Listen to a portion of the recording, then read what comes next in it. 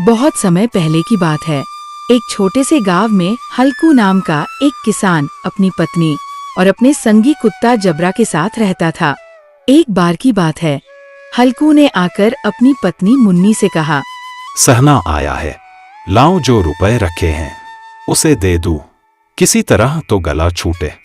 मुन्नी झाड़ू लगा रही थी, पीछे मुड़कर बोली, 3 ही रुपए हैं, दे दोगे तो कंबल कहाँ से आवेगा? माघ पूस की रात हार में कैसे कटेगी? उससे कह 2 फसल पर दे देंगे, अभी नहीं। हल्कू एक क्षण अनिश्चित दशा में खड़ा रहा। पूस सिर पर आ गया। कंबल के बिना हार में रात को हल्कू किसी तरह सो नहीं सकता, मगर सहना मानेगा नहीं, घुड़कियां जमावेगा, गालियां देगा। भले ही जाड़ों में मरेंगे, बला तो सिर से टल जाएगी। ये सोचता हुआ हल्कू अपना भारी भरकम डील लिए हुए, जो हल्कू के नाम को झूठ सिद्ध करता था। हल्कू अपनी पत्नी के पास आ गया और खुशामद करके बोला, दे दो, गला तो छूटे, कंबल के लिए कोई दूसरा उपाय सोचूंगा। मुन्नी हल्कू के पास से दूर हट गई और आंखें तरेरती हुई बोली, कर चुके दूसरा उपाय, जरा सुनो तो कौन सा उपाय करोगे? कोई खैरात में दे देगा कंबल, ना जाने कितनी बाकी है, जो किसी तरह चुकने ही नहीं आती। मैं कहती हूँ, तुम खेती क्यों नहीं छोड़ देते? मर मर के काम करो, उपज हो तो बाकी दे दो। चलो छुट्टी हुई, बाकी चुकाने के लिए तो हमारा जन्म हुआ है। पेट के लिए मजूरी करो, ऐसी खेती से बाज आए, मैं रुपए न दूंगी। हल्कू उदास होकर बोला, क्या गाली खाऊं? मुन्नी ने तड़प कर कही, गाली क्यों देगा, क्या उसका राज है? मगर ये कहने के साथ ही मुन्नी के तनी हुई भौहें ढीली पड़ गई। हल्कू के उस बात में जो कठोर सत्य था, ये मानो एक भीषण जंतु की भांति उसे घूर रहा था। मुन्नी ने जाकर आले पर से रुपए निकाले और लाकर हल्कू के हाथ में रख दी और फिर बोली, मैं बोल रही हूँ, तुम छोड़ दो, अब की से खेती मजूरी में सुख से 1 रोटी तो खाने को मिलेगी, किसी की धौंस तो न रहेगी। अच्छी खेती है, मजूरी करके लाओ, वह भी उसी में झोंक दो, उस पर धौंस। हल्कू ने रुपए लिए और इस तरह से बाहर चला गया, मानो अपना हृदय निकाल कर देने जा रहा हो। हल्कू ने मजूरी से 1-1 पैसा काट काट कर 3 रुपए कंबल के लिए जमा किया था। वो आज निकले जा रहे थे, एक एक पग के साथ। उसका मस्तक अपनी दीनता के भार से दबा जा रहा था। पूस की अंधेरी रात, आकाश पर तारे भी ठिठुरते हुए मालूम होते थे। हल्कू अपने खेत के किनारे ऊख के पत्तों के नीचे बांस के खटोले पर अपनी पुरानी गाढ़े की चादर ओढ़े पड़ा कांप रहा था। खाट के नीचे उसका संगी कुत्ता जबरा पेट में मुंह डाले सर्दी से कून कून कर रहा था। दोनों में से एक को भी नींद न आती थी। हल्कू ने घुटनियों को गर्दन में चिपकाते हुए कहा, क्यों जबरा, जाड़ा लगता है? कहता तो था घर में पुआल पर लेटा रह, तो यहाँ क्या लेने आए थे? अब खाओ ठंड, मैं क्या करूं? जानते थे मैं यहाँ हलवा पूरी खाने आ रहा हूँ। दौड़े दौड़े आगे आगे चले आए, अब रो नानी के नाम को। जबरा ने पड़े पड़े दुम हिलाई और अपनी कून कून को दीर्घ बनाता हुआ एक बार जम्हाई लेकर चुप हो गया। उसकी श्वान बुद्धि ने शायद ताड़ लिया, स्वामी को मेरे कून कून से नींद नहीं आ रहा है। हल्कू ने हाथ निकालकर जबरा की ठंडी पीठ सहलाते हुए कहा, कल से मत आना मेरे साथ, नहीं तो ठंडे हो जाओगे। यह पछुओ न जाने कहां से बर्फ लिए आ रही है। उठूं फिर 1 चिलम भरूं, किसी तरह रात तो कटे। 8 चिलम तो पी चुका, यह खेती का मजा है। और एक भगवान ऐसे पड़े हैं जिनके पास जाड़ा जाए तो गर्मी से घबराकर भागे। मोटे मोटे गद्दे, लिहाफ, कंबल, मजाल है जाड़े का गुजर हो जाए। तकदीर की खूबी मजूरी हम करे, मजा दूसरे लूटें। हल्कू उठा, गड्ढे में से जरा सी आग निकालकर चिलम भरी। जबरा भी उठ बैठा। हल्कू ने चिलम पीते हुए कहा, पिएगा चिलम? जाड़ा तो क्या जाता है, हाँ, जरा मन बदल जाता है। जबरा ने हल्कू के मुंह की ओर प्रेम से छलकती हुई आंखों से देखा। हल्कू, आज और जाड़ा खा ले, कल से पुआल बिछा दूंगा, उसी में घुसकर बैठना, तब जाड़ा न लगेगा। जबरा ने अपने पंजे हल्कू के घुटनियों पर रख दिए और हल्कू के मुंह के पास अपना मुंह ले गया। हल्कू को जबरे की गर्म सांस लगी। चिलम पीकर हल्कू फिर लेटा और निश्चय करके लेटा कि चाहे कुछ हो, अब की सो जाऊंगा। पर एक ही क्षण में हल्कू के हृदय में कंपन होने लगा। हल्कू कभी इस करवट लेटता तो कभी उस करवट, पर जाड़ा किसी पिशाच की भांति हल्कू की छाती को दबाए हुए था। जब किसी तरह से न रहा गया, तब हल्कू ने जबरा को धीरे से उठाया और उसके सिर को थपथ पाकर उसे अपनी गोद में सुला लिया। कुत्ते की देह से जाने कैसी दुर्गंध आ रही थी, पर हल्कू उसे अपनी गोद में चिपटाए हुए ऐसे सुख का अनुभव कर रहा था जो इधर महीनों से उसे न मिला था। जबरा शायद समझ रहा था कि स्वर्ग यही है, और हल्कू की पवित्र आत्मा में तो उस कुत्ते के प्रति घृणा की गंध तक नहीं थी। अपने किसी अभिन्न मित्र या भाई को भी वह इतनी ही तत्परता से गले लगाता। वह अपनी दीनता से आहत न था जिसने आज उसे इस दशा को पहुंचा दिया। नहीं, इन अनोखी मैत्री ने जैसे उसकी आत्मा के सब द्वार खोल दिए थे और उनका एक एक अणु प्रकाश से चमक रहा था। सहसा जबरा ने किसी जानवर की आहट पाई। इस विशेष आत्मीयता ने उसमें एक नई स्फूर्ति पैदा कर दी थी जो ठंडे हवा के झोंकों को तुच्छ समझती थी। जबरा झपटकर उठा और छपरी से बाहर आकर भौंकने लगा। हल्कू ने जबरा को कई बार पुकारकर बुलाया, पर जबरा उसके पास न आया। हारकर चारों तरफ दौड़ दौड़कर भौंकता रहा। एक क्षण के लिए आ भी जाता तो तुरंत ही फिर दौड़ता।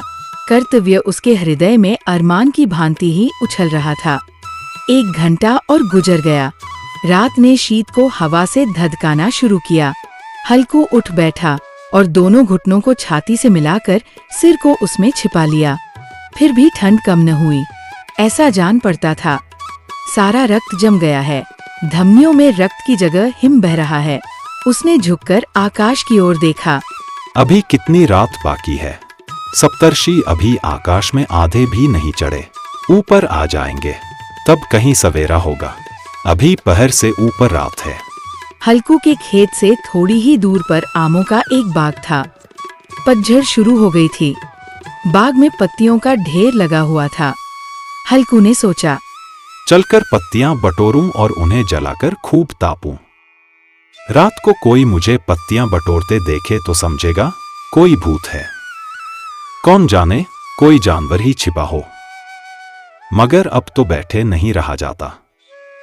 हल्कू ने पास के अरहर के खेत में जाकर कई पौधे उखाड़ लिए और उनका एक झाड़ू बनाकर हाथ में सुलगता हुआ उपला लिए बगीचे की तरफ चला। जबरा ने हल्कू को आते देखा तो जबरा हल्कू के पास आया और दुम हिलाने लगा। तो हल्कू ने कहा, अब तो नहीं रहा जाता जबरू, चलो बागीचे में पत्तियां बटोर कर तापे, गर्म हो जाएंगे तो फिर आकर सोएंगे। अभी तो बहुत रात है। बगीचे में खूब अंधेरा छाया हुआ था और अंधकार में निर्दय पवन पत्तियां को कुचलता हुआ चला जाता था। वृक्षों से ओस की बूंदें टप टप नीचे टपक रही थी। एकाएक एक झोंका मेहंदी के फूलों की खुशबू लिए हुए आया। हल्कू ने कहा, कैसी अच्छी महक आई जबरू, तुम्हारी नाक में भी तो सुगंध आ रही है। जबरा को कहीं जमीन पर एक हड्डी पड़ी मिल गई थी।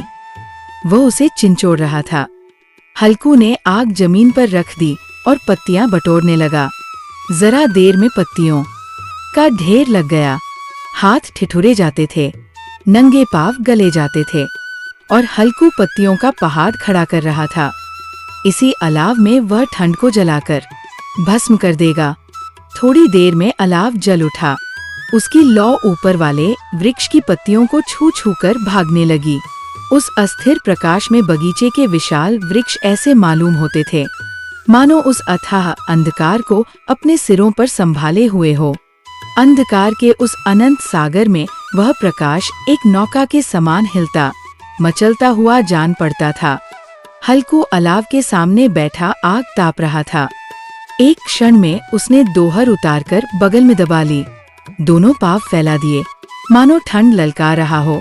तेरे जी में जो आए सोकर। ठंड की असीम शक्ति पर विजय पाकर वो विजय गर्व को हृदय में छिपा न सकता था। हल्कू ने जबरा से कहा, क्यों जबरा, अब ठंड नहीं लग रही है? जबरा ने कून कून करके मानो कहा, अब क्या ठंड लगती ही रहेगी।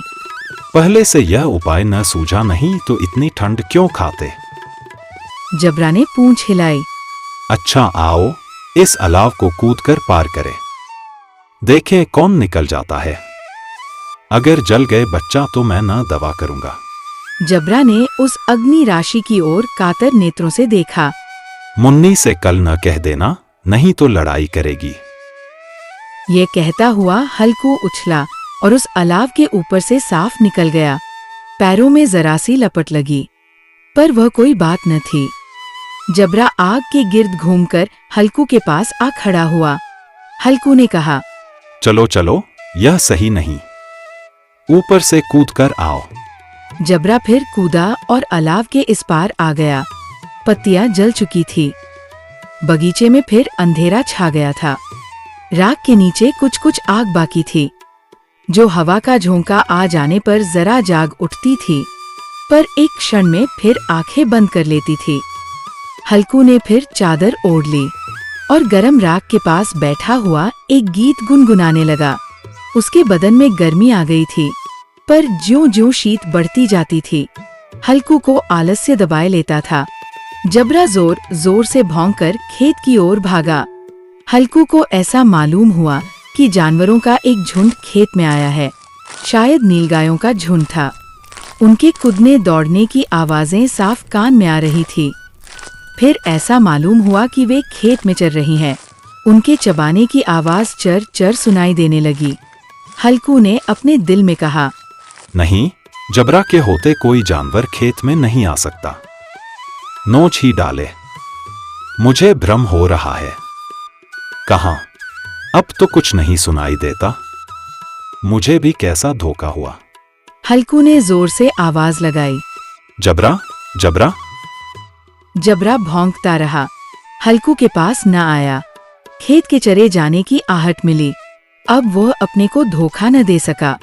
उसे अपनी जगह से हिलना जहर लग रहा था। इस जाड़े पाले में खेत में जाना, जानवरों के पीछे दौड़ना असह्य जान पड़ा। वो अपनी जगह से नहीं हिला। हल्कू ने जोर से आवाज लगाई, हिलो, हिलो, हिलो। जबरा फिर भौंक उठा। जानवर खेत चर रहे थे। फसल तैयार है। कैसी अच्छी खेती थी, पर ये दुष्ट जानवर उसका सर्वनाश किए डालते थे। हल्कू पक्का इरादा करके उठा और 2-3 कदम चला, पर एकाएक हवा का ऐसा ठंडा चुभने वाला बिच्छू के डंक का सा झोंका लगा कि हल्कू फिर बुझते हुए अलाव के पास आ बैठा और राख को कुरेद कर अपनी ठंडी देह को गरमाने लगा। जबरा अपना गला फाड़े डालता था। नीलगाय खेत का सफाया किए डालती थी और हल्कू गरम राख के पास शांत बैठा हुआ था। अकर्मण्यता ने रस्सियों की भांति हल्कू को चारों तरफ से जकड़ रखा था। उसी राख के पास गरम जमीन पर हल्कू चादर ओढ़ कर सो गया। सवेरे जब हल्कू की नींद खुली, तब चारों तरफ धूप फैल गई थी और मुन्नी कह रही थी, क्या आज सोते ही रहोगे? तुम यहाँ आकर रम गए और उधर सारा खेत चौपट हो गया। हल्कू ने उठकर कहा, क्या तू खेत से होकर आ रही है? मुन्नी बोली, हाँ, सारे खेत का सत्यानाश हो गया। भला ऐसा कोई सोता है? तुम्हारा यहाँ मडैया डालने से क्या हुआ? हल्कू ने बहाना किया, मैं मरते मरते बचा, तुझे अपने खेत की पड़ी है। पेट में ऐसा दर्द हुआ कि मैं ही जानता हूँ। दोनों फिर खेत के डांड पर आए। देखा, सारा खेत रौंदा पड़ा हुआ है और जबरा मडैया के नीचे चित लेटा है, मानो प्राण ही ना हो। दोनों खेत की दशा देख रहे थे। मुन्नी के मुख पर उदासी छाई थी, पर हल्कू प्रसन्न था। मुन्नी ने चिंतित होकर कहा, अब मजूरी करके मालगुजारी भरनी पड़ेगी। हल्कू ने प्रसन्न मुख से कहा, रात को ठंड में यहाँ सोना तो न पड़ेगा। इस कहानी से हमें ये शिक्षा प्राप्त होता है कि हल्कू ठंड में अपने कुत्ते जबरा के साथ खेत की रखवाली करता है, लेकिन ठंड सहन न कर पाने के कारण मजबूरीवश चिता जलाकर आग तापता है और खेत की रखवाली नहीं कर पाता है। हल्कू की पत्नी ठंड के लिए हल्कू से कंबल की मांग करती है, लेकिन गरीबी के कारण हल्कू कंबल नहीं ला पाता है। पूस की रात केवल एक कहानी नहीं, बल्कि ये असंख्य गरीब किसानों की सच्चाई है। यह हमें सहानुभूति, संवेदनशीलता और सामाजिक उत्तरदायित्व की भावना सिखाती है।